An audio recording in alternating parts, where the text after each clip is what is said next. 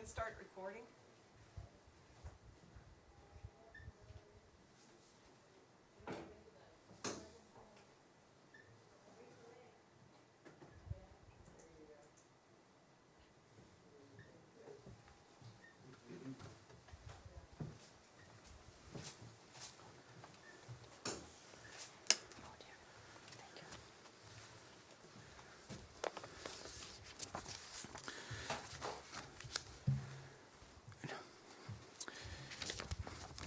Good morning, everyone, and thank you for coming to our press conference today. My name is Jamie Peddle, and these are my colleagues Sarah Ruth and Andrew Kabchuk. I am from Brampton. Sarah is a Canadian who moved from Niagara to Buffalo, New York, and Andrew is from Ottawa. We are all parents of children who have been diagnosed with autism and who are severely affected by the disorder.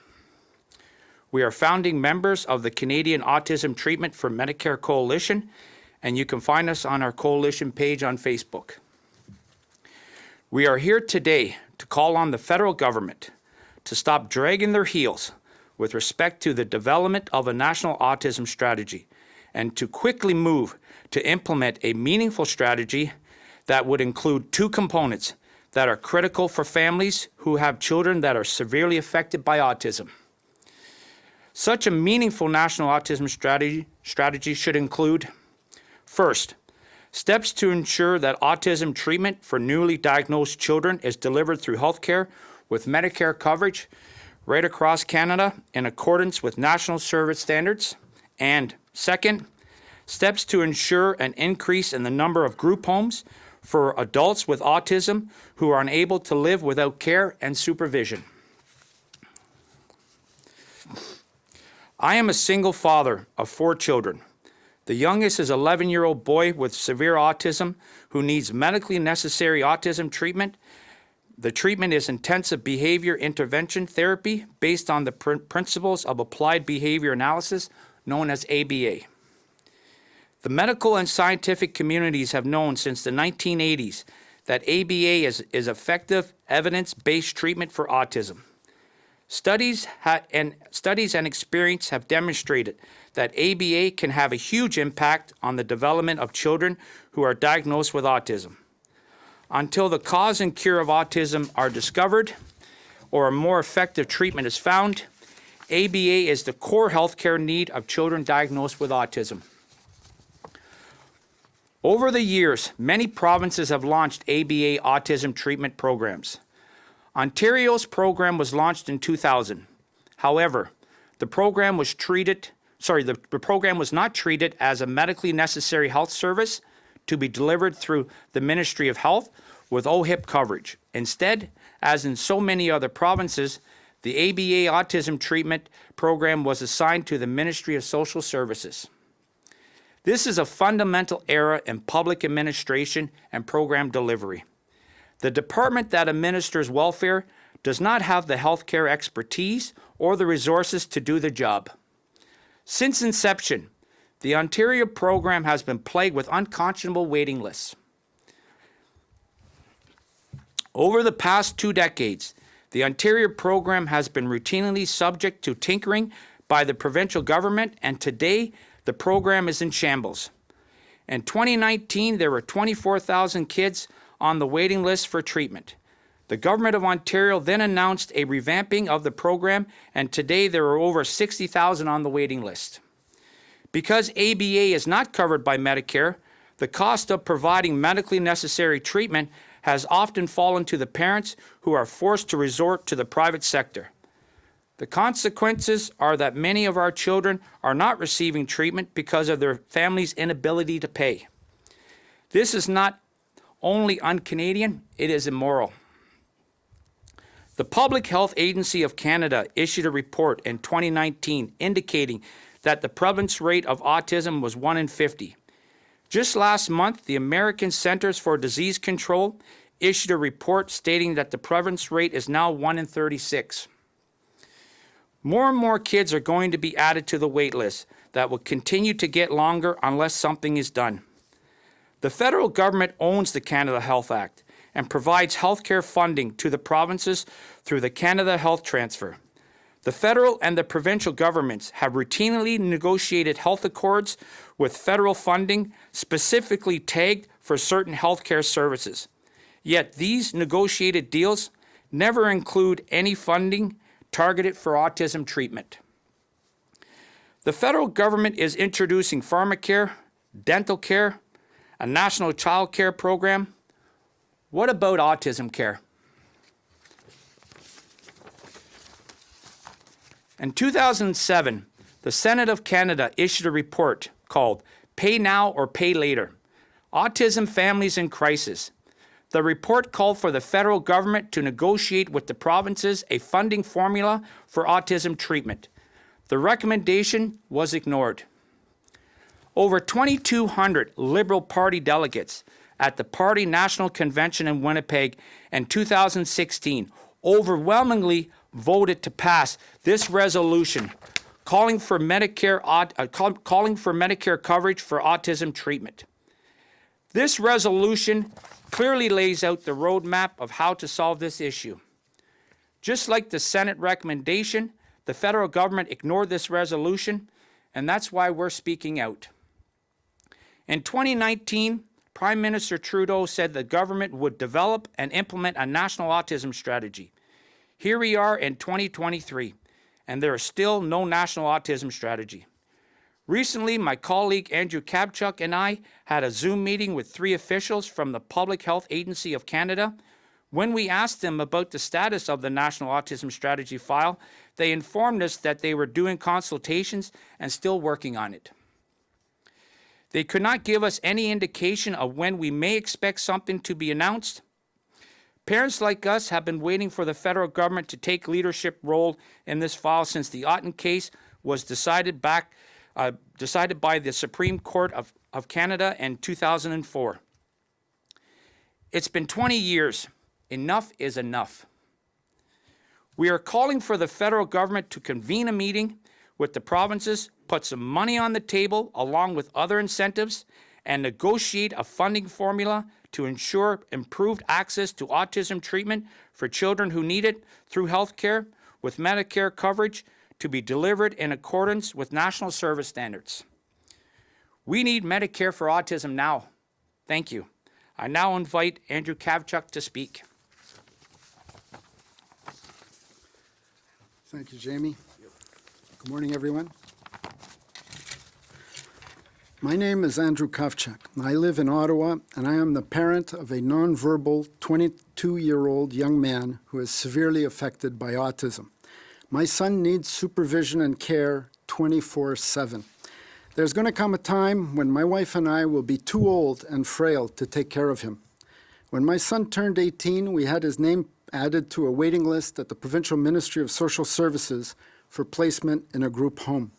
However, there are so few group homes in Eastern Ontario that whenever a place in a group home becomes available, priority is given to families in crisis, where the parents are either too old, too sick, or dead, and unable to care for their disabled child. We were told that the average waiting period was 10 years. Believe it or not, there are some parents in their 80s who still care for their disabled children at home because there are no group home places available. Earlier this month, the Toronto media reported another case of a 23-year-old with autism who has been kept in a psychiatric hospital for the past 8 months because there is no other place for him. And the provincial ombudsman has launched yet another investigation. In a G7 country as developed and wealthy as Canada, is this the best that we can do for the weakest and most vulnerable citizens in our country? Since Prime Minister Trudeau announced in 2019 that his government would develop and implement a national autism strategy, the government has embarked on an endless series of consultations that have so far led us nowhere. In 2020, the federal government announced a spending of over $1.5 million and giving the Canadian Academy of Health Sciences, the CAHS, a mandate to conduct consultations along with a literature review. The government indicated at that time that the consultations would be broad and inclusive and that all voices and interests would be heard and factored into the recommendations. Many parents of children who are severely affected by autism, including Jamie and I, made submissions calling for the federal government to help improve access to autism treatment. We suggested that the federal government provide incentives to the provinces to take the necessary steps to have autism treatment transferred from the Ministries of Social Services to healthcare, and for the treatment to be covered by Medicare and delivered pursuant to national service standards. My submission also pleaded for the government to address the severe shortage of group home places. The CHS report was released in May 2022. In its 412 pages, the issue of whether or not autism treatment should be delivered through healthcare, the healthcare system, and provided Medicare coverage was not addressed. Regarding the lack of group homes, I did a word search, and the words group home only appeared 3 times, and those were in a tangential fashion. However, the most disturbing feature of the CHS report was that it effectively, in our opinion, sugar-coated autism. The American Psychiatric Association's Manual of Disorders refers to autism as autism spectrum disorder. There is a spectrum, and the manual recognizes 3 different severity levels. Some people with autism are only slightly affected by the disorder and are high functioning. They can communicate very well and live independently. Others, at the other end of the spectrum, are severely affected and low functioning. They require help in every daily task, including toileting, clothing, eating, particularly if they did not have access to treatment and acquire the corresponding skills. The CHS indicated that they did not believe autism should be described as a disorder, and instead they used a neurodiversity lens to focus on autism strengths. While this may be appropriate as an approach for the high functioning who have plenty of strengths, it does not reflect the reality of those who are severely affected by autism. Although the government said in 2020 that all voices would be factored into the recommendations, the report astonishingly did not contain one single recommendation.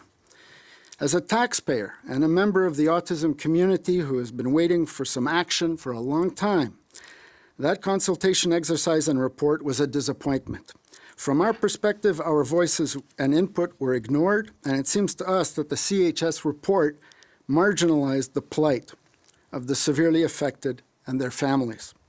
Following the issuance of the CHS report a year ago, the Public Health Agency of Canada continued to conduct consultations with stakeholders and has held a 2-day national Zoom consultation conference last November. Since then, there's been no indication about the next steps in the process or when the strategy is expected to be announced. However, things have now gotten more complicated. Bill S-203 received royal assent on March 30th. The bill requires the government to develop an autism framework. We applaud the effort to put in law a requirement for the federal government to take some action. However, the first thing the Act requires the government to do in the first year following the passage of the Act is to hold another autism conference and to do more consultations. Notwithstanding the fact that we just went through a huge consultation exercise and just had a national conference, the government has now set things up in such a way as to extend the consultation festival so that it is unlikely we will see any autism strategy before the end of 2024. Many of us parents in the autism community who have been lobbying, advocating, and pleading with the federal government to get involved in the autism file have been suffering from consultation fatigue for years. And we are absolutely fed up with these endless consultations. We would prefer the government to copy the process it pursued with respect to its national dementia strategy. In its first mandate, the government passed a bill requiring it to develop a national dementia strategy. It did so in short order, and its budget allocated tens of millions of dollars towards the strategy's implementation before the strategy was even made public. Why won't the federal government act with a similar sense of urgency to help Canadians with autism? We believed Prime Minister Trudeau when he said in 2019 that his government would develop and implement a national autism strategy. We have waited a long time, and we call on the government to announce its autism strategy and implementation timetable now. We need Medicare for autism and group home housing now. I'll now pass the microphone to Sarah Ruth. Thank you so much, Andrew. Good morning, everyone. My name is Sarah Ruth, and I'd like to thank you for allowing me the opportunity to speak to you today about something that is very important to me. I was born and raised in Niagara Falls, Ontario, but moved to Buffalo, New York with my husband some years ago. We have two children, Aiden and Zachary. Zachary was diagnosed with autism just before his third birthday. When Zach was little, he struggled in every facet of life. He had zero communication skills, which led to frustration, screaming, and self-harming behaviors. He lacked danger awareness and was known to elope or run away from his parents and caregivers any chance he had. And like many on the autism spectrum, was drawn to water. So we had to take extreme measures to ensure that he could not get out of our home or get away from us in public for fear that he would drown. Thankfully for Zach, he lives in New York State. So when I realized around 2 years old that he was not developing in a typical manner, I, as his parent, was able to make a self-referral for early intervention, evaluation, and therapy services, speech therapy, occupational therapy, physical therapy. Within a few months of my initial intake phone call, Zach had been evaluated and granted preliminary therapy services. Within a few more months, his therapist had enough data to increase his services. All of this predates his autism diagnosis. Upon receiving his diagnosis, his needs-based therapy increased, and ABA therapy was added 15 and then 20 hours per week. Within a matter of weeks, we saw massive progress. Zach was learning all kinds of new skills, many different ways he could communicate his needs with us. All of these therapies happened in my home, provided by traveling therapists, where I too received an education on how to better support Zach in his unique needs. At 4, he went to a specialized autism preschool and continued with his therapies, and by kindergarten, he was returned back to our school district with his peers. Was able to integrate and was also able to move back into a small, self-contained special education class when it was determined that was the best way for him to learn. Zach is 12, almost 13 years old now, and it's clear the amount of skills he's been able to gain that he will more than likely be able to live independently with some supports in place as an adult. New York State now also provides for a yearly budget of $50,000 per year per individual to assist with hiring support staff. This will allow Zachary the dignity of living independently when he is ready one day. Without the therapy he's received, he would have one day required a group home or specialized treatment facility to care for him when his father and I are no longer able. For decades now, Canada as a country has continued to pass the buck and do nothing to help families of children and adults with autism. It is absolutely shameful that a country like ours continues to be one of the worst in the developed world for autism services. How you treat your most vulnerable citizens is a testament of morals and values, and frankly, you're failing. Canada as a nation cannot afford to sit idly by doing little to nothing to support children while simultaneously doing nothing about the shortage of group home beds available for adults who can no longer be supported by their aging parents. I understand that the price tag of early intervention is shocking. Zach's therapy at age 3 and 4 costs somewhere in the market of $100,000 per year in US dollars. As he grows and learns and requires less and less supports, that number continues to decline. But I assure you that the cost of housing someone in a group home or treatment facility for several decades is far more shocking, and it continues to go up in cost as the years go on. The reason New York State offers the level of needs-based therapy they do is because statistically speaking, it will cost the government 2/3 less over Zach's lifetime to support him in this way. I am begging the government of Canada to stop talking about what they're going to do and finally take action. Create a nationwide needs-based model and incentivize provinces to buy in. Penalize those who don't meet a minimum standard of care. Cut out the gatekeepers, the red tape, and the years-long waiting lists and get to the families the help that they need now. Not in another 20 years. Start treating the autism community like a part of society and not like second-class citizens. Everyone deserves the type of opportunity that Zach has had. It's time to do better, Canada. National Autism Strategy and Medicare for Autism now. Thank you for your time. Thank you. That was great. Thank you. Andrea. So we're open for any questions, if there are any. Okay. Going once, going twice, going 3 times. Sold. Thank you. Thank you.